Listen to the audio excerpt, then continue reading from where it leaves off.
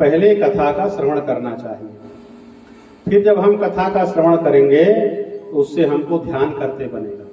पहले कथा का श्रवण, फिर मनन, निधिध्यासन, भगवान के मंगलमय स्वरूप का ध्यान। और जब भगवान के स्वरूप का ध्यान करेंगे तो ज्ञान की प्राप्ति होगी, और जब ज्ञान की प्राप्ति होगी तो उससे मोक्ष की प्राप्ति होगी। तो कथा का यह सूत्र है, कथया सिद्ध्यति ध्यान मनया गिरिजापतेः ध्यानाद् ज्ञानम परम तस्मात् कैवल्यम भवति ध्रुवम। तो ब्राह्मण देवता ने चंचुला से कहा कि मोक्ष प्राप्त करने के लिए कथा सुनने के पश्चात मनन करना चाहिए।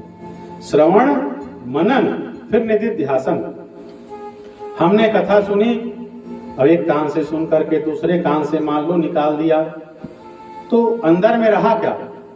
तो कथा को सुन करके मन में बिठाने के लिए मनन किया जाता है। श्रवण के बाद मनन, पहला सोपान है श्रवण।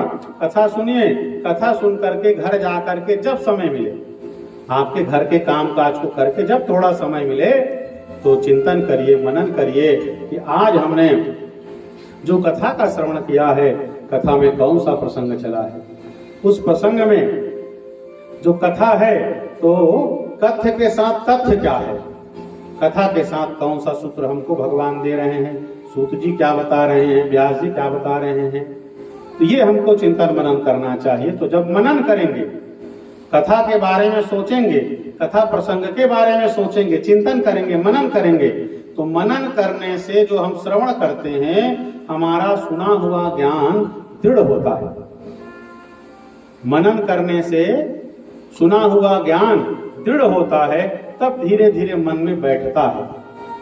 और मनन करने के बाद कथा सुनकर के ये चिंतन करना चाहिए, कथा में बहुत सारे प्रसंग हैं, कथा में बहुत सारे पात्र हैं।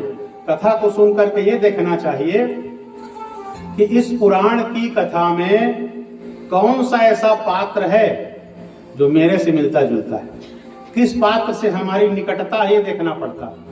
कथा के प्रसंग में बहुत सारे ज्ञानोपदेश हैं, बहुत सारी चर्चा है। उस ज्ञान के चर्चा में हमारे लायक क्या है जिसको हम ग्रहण कर सकते हैं, अपना सकते हैं, ये चिंतन करके उसमें से देखना चाहिए। तो जो हमारे लायक है, जिस पात्र के निकट हम हैं, तो समझ जाइए वो चर्चा हमारे योग्य है। तो चिंतन करें, मनन करें, मनन करके हमने कथा का जो भाग श्रवण किया है उसमें से आपको चयन करना है। कि चयन के लिए कि इसमें जो कथा भाग में जो हमको सुनने को मिल रहा है, ये ज्ञान की बात, ये सूत्र मेरे लायक है, उसको अपनाना चालू करिए। शिव पुराण है, आप इन प्रसंग में सैकड़ों तरह के उपदेश आप सुनेंगे, बहुत सारी स्थिति, बहुत सारी कथा का आप श्रवण करेंगे। सारा उपदेश हमारे लिए नहीं है, सारा उपदेश आपके लिए नहीं है। आप ये देखिए मेरी सामर्थ्य उसमें क्या है, मैं किसका पालन कर सकता हूँ। जो बिंदु के लिए आया वो हम नहीं कर सकते। चंचुला ने जो किया है हो सकता है हम ना कर सके, देवराज ने जो किया हो सकता है हम ना कर सके।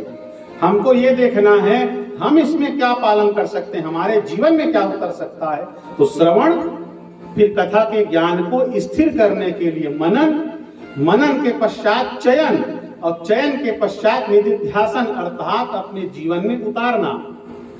तो बहुत सारी बातें हैं, जैसे रामचरितमानस में आप सुन रहे हैं, कोई बात रावण के लिए आ रही है, कोई बात शूर्पणखा के लिए आ रही है, कोई बात काल नेमी के लिए आ रही है, कोई बात भगवान राम जी अपनी प्रजा को कह रहे हैं। तो बहुत सारी बातें बहुत जगह चल रही हैं, उसमें चयन करना है कि कौन सी बात मेरे लायक है। वो जो 2-4 सूत्र हैं वो जीवन में लेकर के आप चलिए, निश्चित रूप से चरित्र संवर जाएगा, चरित्र सुदृढ़ हो जाएगा, चरित्र अच्छा हो जाएगा और जीवन हमारा धन्य हो जाएगा।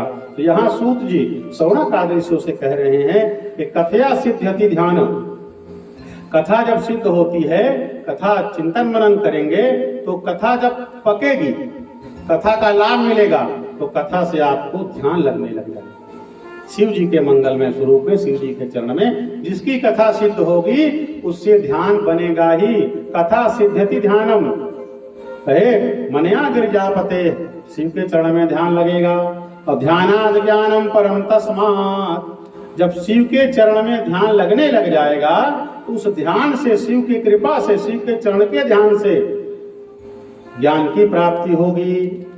और कैवल्यम भवति ध्रुवम, और जब ज्ञान की प्राप्ति होगी तो कैवल्य मोक्ष, मोक्ष की प्राप्ति हमको आपको हो जाएगी। इस तरह से ब्राह्मण देवता ने चंचुला से कहा कि बेटी कथा ध्यान से सुनो, और सुन करके जहाँ भगवान शंकर के मंगलमय स्वरूप का वर्णन है कि भगवान शिव सुंदर त्रिनेत्रधारी हैं, शरीर में भस्म लगाए हुए हैं, बाघंबर धारण किए हुए हैं, सिर में सुंदर जटा है, गंगा विराजमान है, रुद्राक्ष की माला, सर्पों की माला धारण किए हुए हैं, हाथ में डमरू और त्रिशूल है। जो भगवान का स्वरूप आपके मन में जच जाए उस भगवान के मंगलमय स्वरूप का ध्यान करिए।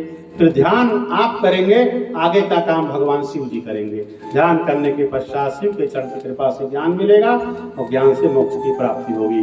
तो कथा श्रवण, मनन, चयन, निधिध्यासन, उसके बाद फिर ज्ञान और मोक्ष, ये कथा का सूत्र ब्राह्मण देवता ने चंचुला को दिया है। बोलिए उमापति महा